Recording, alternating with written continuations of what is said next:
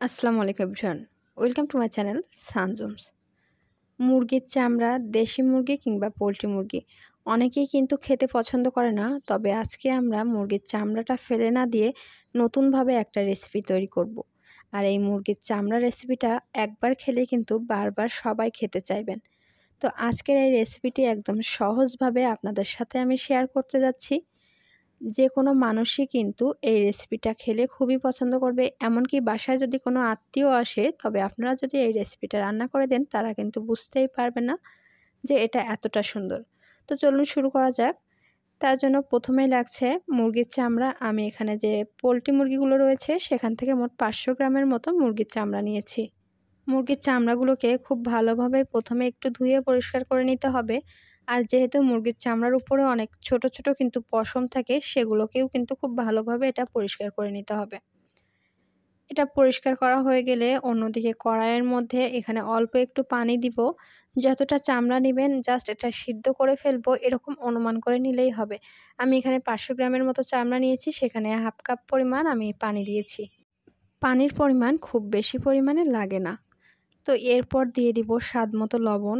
আমি এখানে ২ চামচ পরিমাণ লবণ দিয়েছি। লবণ দেওয়ার পর এখানে হলুদ দিতে হবে ১ চামচ পরিমাণ। হলুদ আর লবণটা আপনারা পরিমাণ বুঝে দিয়ে দিবেন। সাথে এখানে আমি ২ টা ছোট করে আলু কুচি করে রেখেছিলাম, তো সেটা দিয়েছি। আলুর শেপটা দেখলে বুঝতে পারছেন যে আমি আলুগুলোকে ঠিক কেমন করে কেটে নিয়েছি। সাথে এর মধ্যে দিয়ে দিব ১ চামচ পরিমাণ শুকনা ঝাল বাটা, সাথে দিয়েছি ১ চামচ পরিমাণ জিরা বাটা। সবগুলো মশলা একসাথে এবার খুব ভালোভাবে মিশিয়ে নিতে হবে। মুরগির চামড়া ভাজি করার জন্য অবশ্যই এর মধ্যে আলুটা দিতে চেষ্টা করবেন, তবে এটা খেতে কিন্তু আরও বেশি সুন্দর হয়। অনেক সময় দেখা যায় যে মুরগি আনলে চামড়াগুলো অনেকে ছিলে ফেলে দেন, তো সেটা যদি ফ্রিজে রেখে রেখে একদিন অনেকটা হলে একসাথে আপনারা কিন্তু ভাজি করে খেতে পারবেন। তো এবার ঢাকনাটা দিয়ে ঢেকে রেখে দিব বেশ ৩ থেকে ৪ মিনিট পর। যখন এটা এরকম ফুটতে শুরু করেছে, তখন ঢাকনাটা আলগা করে এটা একটু নেড়েচেড়ে দিতে হবে। আর একটা জিনিস খেয়াল করলে বুঝতে পারবেন, এই যে ভাজির মধ্যে কিন্তু এখন এই পর্যায়ে অনেকটাই তেল ছেড়ে দিয়েছে। তো এটা রান্না করতে গেলে একরকম তেল না দিলেও কিন্তু হয়।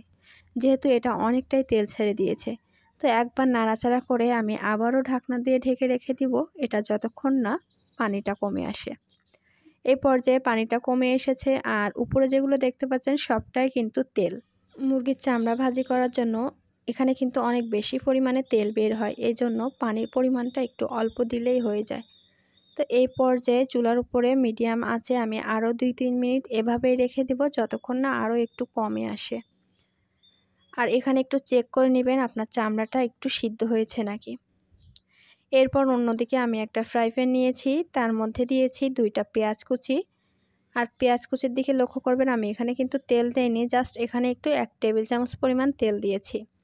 অন্যদিকে যে সিদ্ধ করে রেখেছি মুরগির চামড়া, সেটাতে কিন্তু তেল রয়েছে। পেঁয়াজটা যখন এবার একটু মিডিয়াম করে ভাজা ভাজা হয়ে যাবে, তখন এর মধ্যে দিয়ে দিতে হবে ঝাল কুচি। ৪-৫টা কাঁচা ঝাল কুচি এভাবেই দিয়ে দিতে হবে।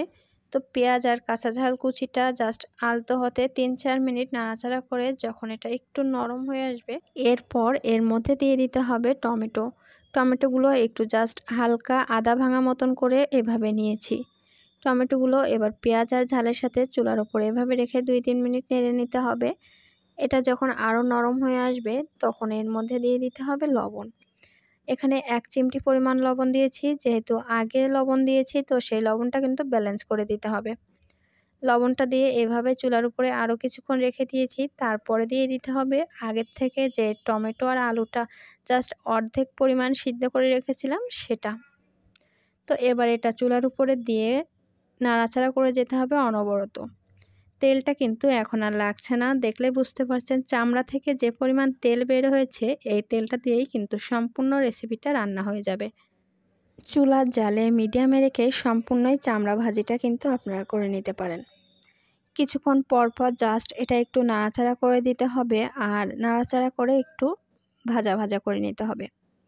এই রেসিপিটা আপনারা চাইলে বাসায় তৈরি করে নিতে পারেন। এটা কিন্তু খেতে অনেক মজার হয়। জাস্ট একদিন আপনারা তৈরি করে দেখুন। আর এমনকি বাচ্চারা, বড়রা যারা চামড়াটা খেতে চায় না, তাদের এভাবে একদিন চামড়া ভাজি করে দিবেন, খেতে কিন্তু অনেক মজার হয়। তো কিছুক্ষণ পর দেখতে পাচ্ছেন এটা কিন্তু অনেকটাই কমে এসেছে। এটা যত ভাজা ভাজা হয়ে যাবে ততই কিন্তু কমে আসবে। এবার শেষে এর মধ্যে দিয়ে দিব 1 চামচ পরিমাণ জিরা গুঁড়া। শেষ পর্যায়ে এই মশলাগুলো দেওয়ার অবশ্যই চেষ্টা করবেন। এর মধ্যে দিয়ে দিব 1/2 চামচ পরিমাণ গোলমরিচের গুঁড়া। এই মশলাগুলো দিয়ে একবার নাড়াচাড়া করে দিতে হবে। আর এখন কিন্তু চুলার জালটা একটু বাড়িয়ে দিয়েছি, যেহেতু শেষ সময়ে মশলাগুলো দিয়ে একটু নাড়াচাড়া করে নামিয়ে ফেলতে হবে। আর এই রেসিপিটা কিন্তু অল্প সময়ে এমনকি কম খরচেও কিন্তু আপনারা বানিয়ে ফেলতে পারবেন। বাজারে অনেক সময় কিন্তু মুরগির চামড়া কিনতে পাওয়া যায়, চাইলেও আপনারা সেটা কিনে আনতে পারেন, অথবা আমরা বাসায় মুরগি খাওয়ার জন্য যে মুরগিটা কিনে আনি সেটার যে চামড়া সেটা দিয়েও কিন্তু আপনারা এভাবে একদিন তৈরি করে দেখতে পারেন।